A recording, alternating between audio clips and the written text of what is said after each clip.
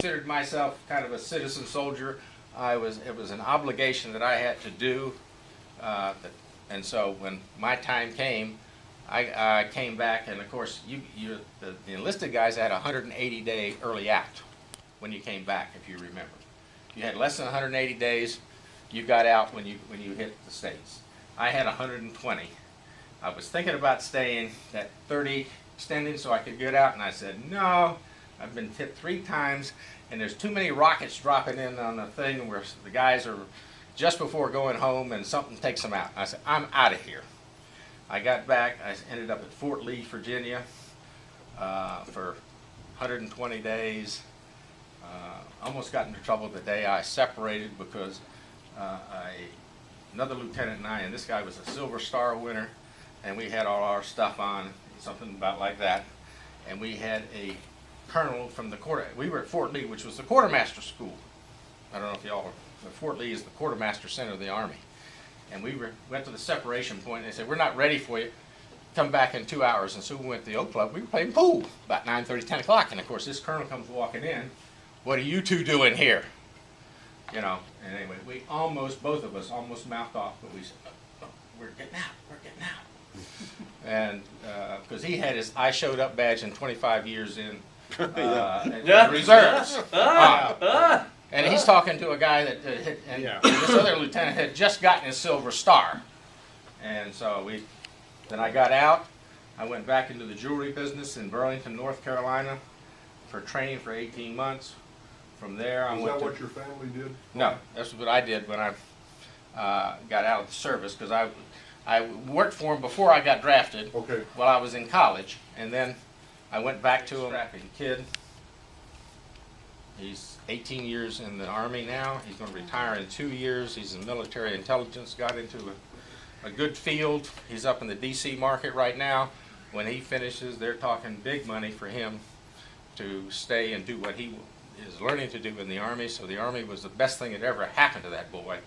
And it really straightened his life out and made a career out of it, and great, and which I'm really thankful for.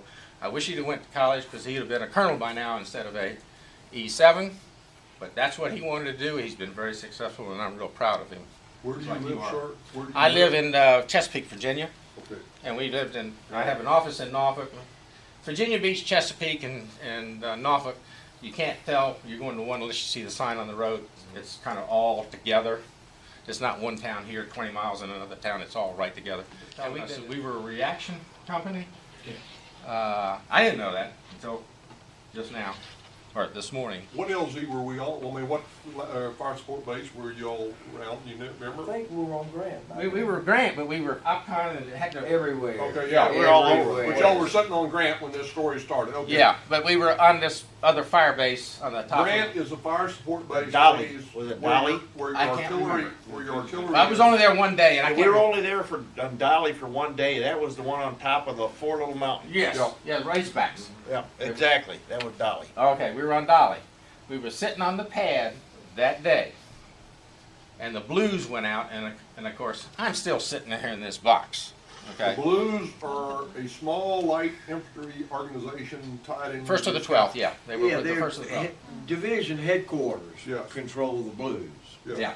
And the Blues were, and of course, they walk out, and they had looked like Pancho Villa and the bandanas, and I mean, just right out of Rambo. Yeah, right out of Rambo. I mean, these guys did. When I saw the first Rambo, I said, these guys, you know, that's true, because that's what these guys look like.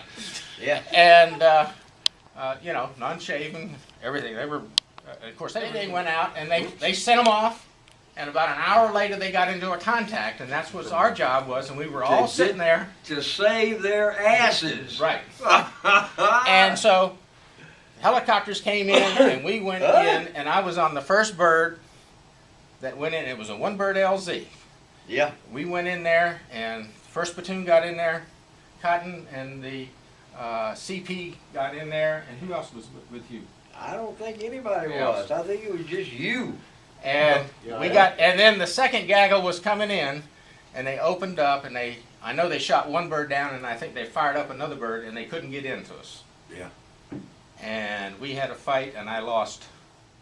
He was a sergeant. Yeah. went up, pulled him back. Of course, everything was hanging out here. I got a little shook, and he reached in there and he had a little flask of whiskey, and he gave me a little shot of whiskey. That's my first shot of whiskey. You don't know that. Yeah. But, you know, and it kind of straightened me out a little bit, but when we got out of there, I had 3 people wounded, 2 killed my first full day, and he thought I was dead I did. I thought he was dead. that first day, and then we pulled out of that and everything. No, but no. Let me finish the All right. story. That's from my perspective, folks. He took command. He had been there, what, 2 days? Yes. 2 at most? Yeah. You took command. You control the situation. You saved the fucking Blues. And I put you in for a Silver Star. And why you didn't get it, I don't know. I had never knew that you put me in for a I Silver did. Star. I did. Never knew that. Well, I did. That's interesting.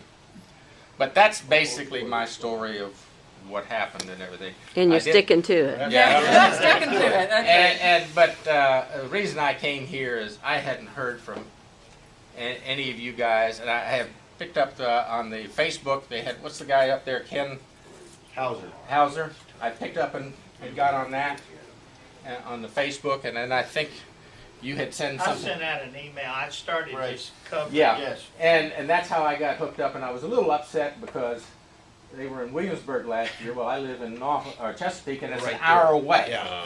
You know, and I said, Jesus, they were here, and I didn't know about it, or I would have certainly been there. And of course, when I found out about this, I just went ahead and said, I told my partners, and I'm going. And one of my partners, Let me give you a PS. yes, Okay, I'm in contact with Stokes. He was the battalion commander. yes, he was, He retired as a 3-star general. yes. I'm gonna call him tomorrow and ask him where the fucking Silver Star is. I'm serious. Because I did not know, Oh yeah. I'm gonna ask him. I didn't think I did that much. I'm gonna ask him. But I guess keeping your guys alive means a That's lot. the most important thing. And that's one of the things, and I got very upset. I think we lost 2 more when we were setting up, and they went out, and we didn't realize it. But we Our set up troops. we're in the fight. 3rd platoon. I don't know if anybody's in 3rd platoon here. That would be 3rd platoon ain't doing anything. 3rd platoon was in the rear. Was reserved, and you know my guys are tired and everything because they got in the fight. Can you have 3rd or 2nd platoon do it? And he said, okay. So he had another platoon do it, and I went back to Sergeant Ski and I said, Sergeant, he's going to send 3rd platoon or 2nd platoon out to do the sweep. We don't have to do it. Ski walked right, didn't say a word to me, walked right by me, went to see him, and he said, I want Gifford as my lieutenant. That made my life so much easier as a lieutenant because I had the platoon sergeant's confidence that I was going to take care of the troops. Yes. And Amen. when he was in my side, the platoon was on my side. Amen. And it did make my tour much easier But what because, you're not telling him is Okay. that Ski was one murderous motherfucker. yes, he was. Ah! Yes, he was, and he got me into that mess. Yeah. South He had- Korea. Yeah, Love very to kill gung-ho. people. He got me into the Love killer to squad kill thing. people. Well, if we He was the see guy some who pictures. said it was the, yeah. Yeah. If we see And- some pictures, maybe we'll get them. Yeah, I got a picture of him. Okay. And my first picture that was taken of me, and he was sitting right behind me. But he got me into the killer squad thing. We had little berets. I don't know if any of you guys remember that. And I mean, we were going into bunkers, and I mean, Is this July 12th and 14th? Is that 12th, what- the 12th. Yeah. Sit down, Tim. Ah. Bring us back into the.